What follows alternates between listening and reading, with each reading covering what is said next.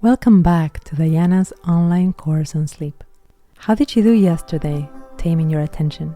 Did you find it useful as a practice when you were having looping thoughts at night and also during the day? Today we're going to learn about sitting. And the reason why I say in the title of this lesson today that sitting is the new smoking, it's because I have the thought, and I've seen this in some of my colleagues' research, that very soon we're going to find out, the same as we found out much later that smoking wasn't good for our health, while it used to be advertised as something desirable. We very soon will find out that all the hours that we spend in sitting are detrimental for our health, way more than we can even foresee right now. A lot of my clients during COVID, they had to sit a long time at home, either for work or because they couldn't go anywhere. And they very quickly noticed weight gain, chronic pain, sometimes even depression. Without going to that extreme, because we're not locked down anymore for the most part, I want you to think about how many hours during the day do you spend sitting.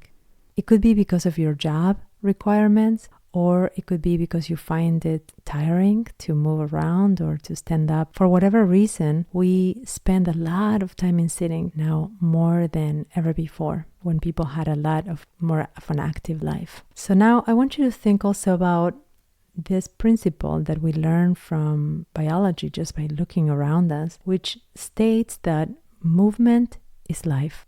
What do you see in nature that doesn't move? Even if you cannot really see the movement of the trees and the roots and the mushrooms and the plants, we know for a fact that everything that is alive is in constant movement.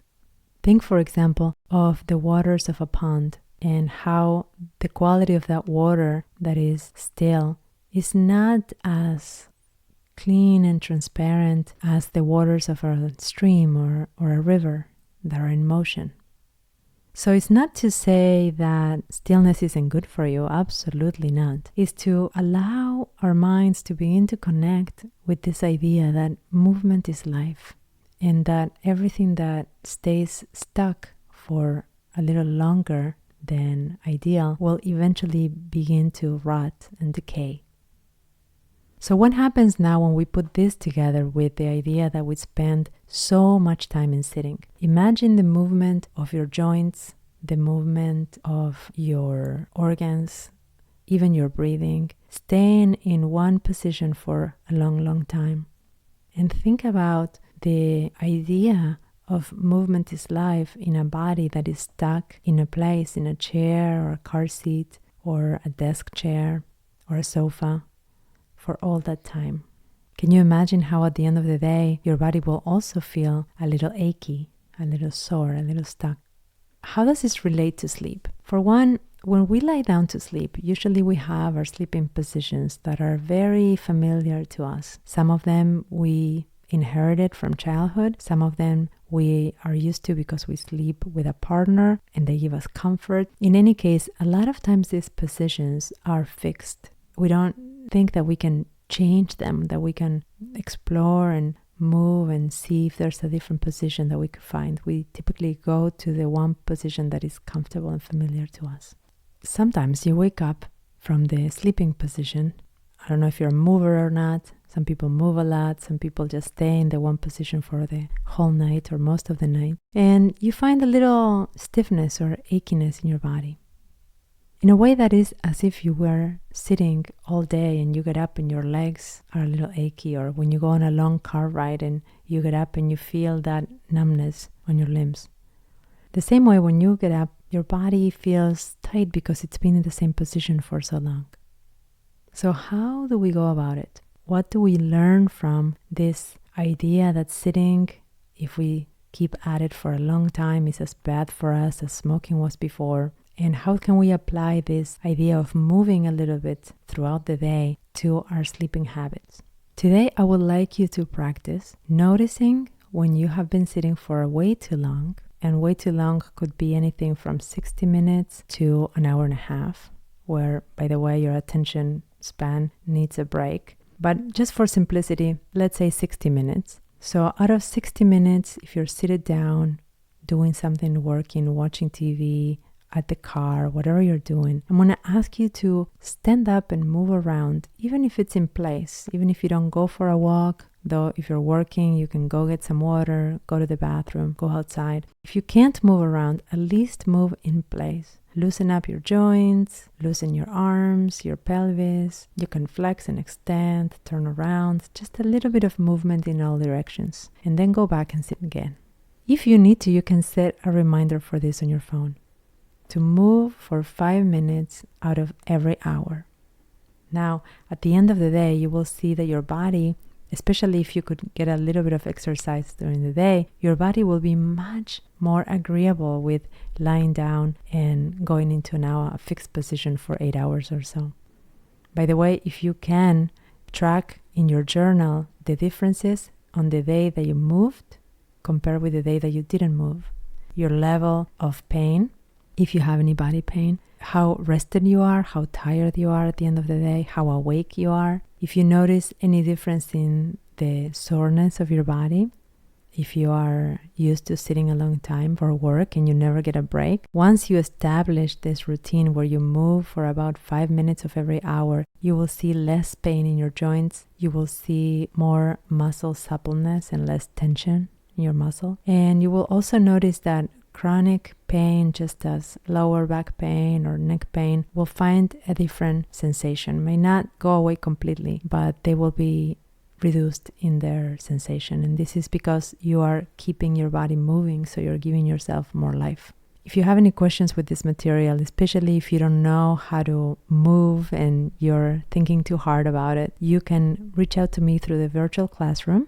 You can also take a look at my audio recordings in general for movement practices, and they may give you some sort of guidance as to how to move out of pain if that's your main issue.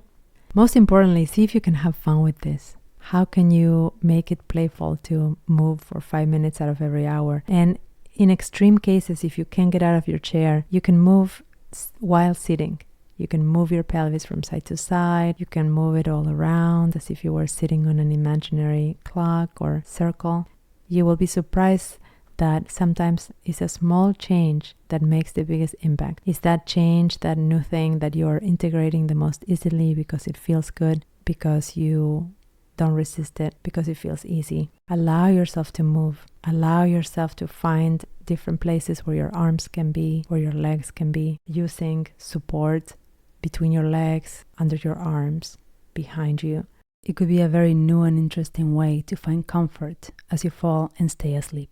In a few moments, you will listen to a very special gift. I recorded for you one of my favorite bedtime stories, a short one, to help you fall asleep easily tonight. Feel free to pause the recording right now so you have it ready to play it before bed. Sweet dreams. Find a comfortable sleeping position and close your eyes. Allow me to tell you a story about a man visiting his favorite spot from his childhood. Sitting on the meadow in the shadows of the ancient oak tree.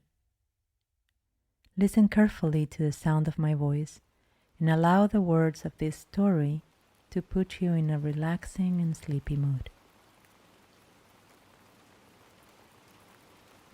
To him, the meadow had never looked that beautiful. There was something about its vibrant colors that gave him a feeling of nostalgia that was so deep he was about to shed a tear.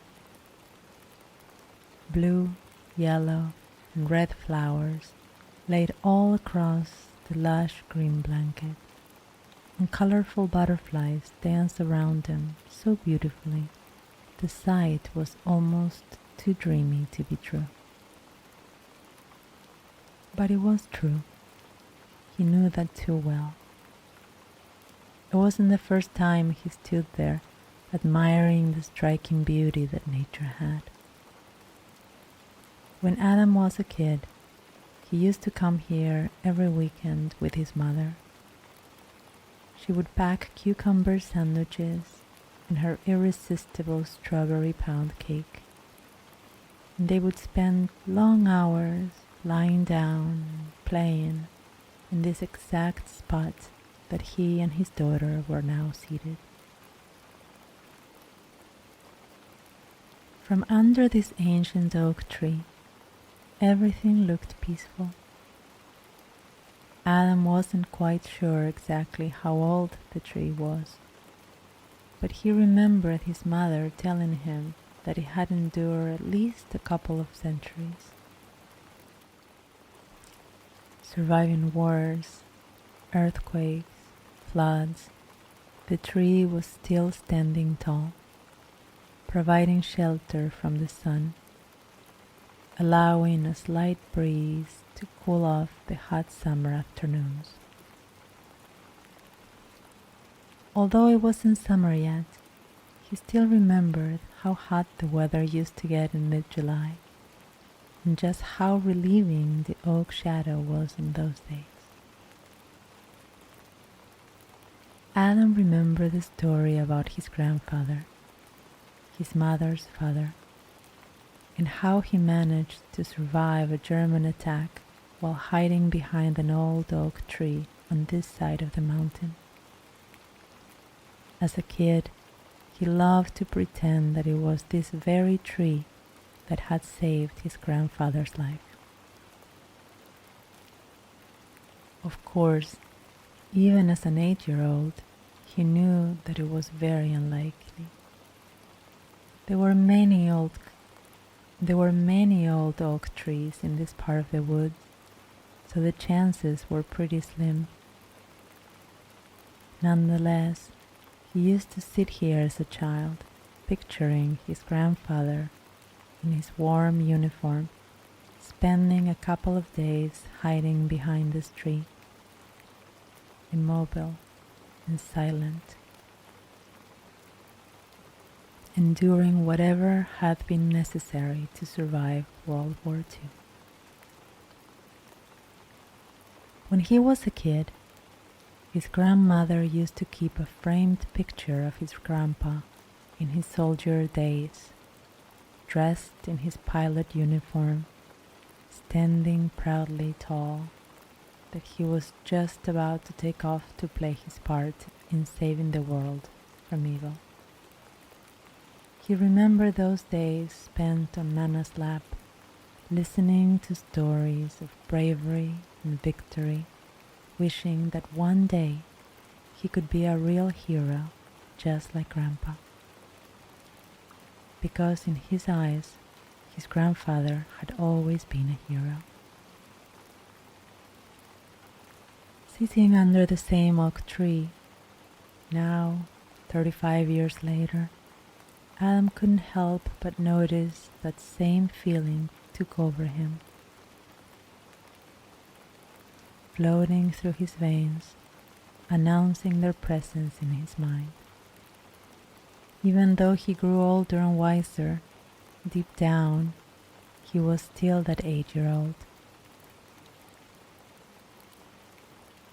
A smile took over his face as he realized that even decades couldn't wash away the deep sensations that we discover in our early childhood. He kissed his daughter gently on the head and hoped that she too was developing such emotions. A deep connection that would have today's memory engraved in her brain. He wished that when she got older, she would also be able to rediscover and still cherish those sensations even after many years. He was proud of that thought, proud to be able to share this moment with his beautiful daughter, just like he used to enjoy those times under this oak tree with his mother. 35 long years had passed. Everything was just like Adam remembered. The smell, the grass, even the butterflies looked the same. And yet he couldn't find what he was looking for. There was a river just a minute walk away, so he knew that it was possible for heavy rains to have caused a flood. That would surely wash away the ground below the oak tree, and with that, the contents buried not too deep underneath the upper layer. After all, he was just 8 years old when he did it. The idea came from one of his grandmother's stories. She used to tell him how soldiers used to stuff smaller caskets with cans of food, socks, and weapons and bury them into the woods. They used to do this so that their stranded fellow soldiers could find them in cases of emergency. They had special marks for those places, secret signs that the Germans couldn't possibly notice. And even if they did, they would never know where to dig or what to look for. Exciting and adventurous, this gave little Adam an idea to do the very same thing. These war stories, although made him proud to be on the winning side, also scared him. He was surely proud of his grandpa and all his achievements, but still, there was something unnerving about all of that. What if the Germans come back? He used to ask his grandma. And even though she gave a proper answer as to why that was unlikely and explained how things don't function that way, Adam was still not convinced.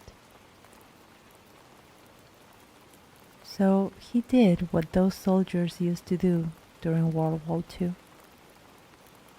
He used up all of his month's allowance to buy some canned beans, peas, and tuna. He grabbed an old map, a flashlight, a couple of pairs of batteries, and packed them all in a big Ziploc bag.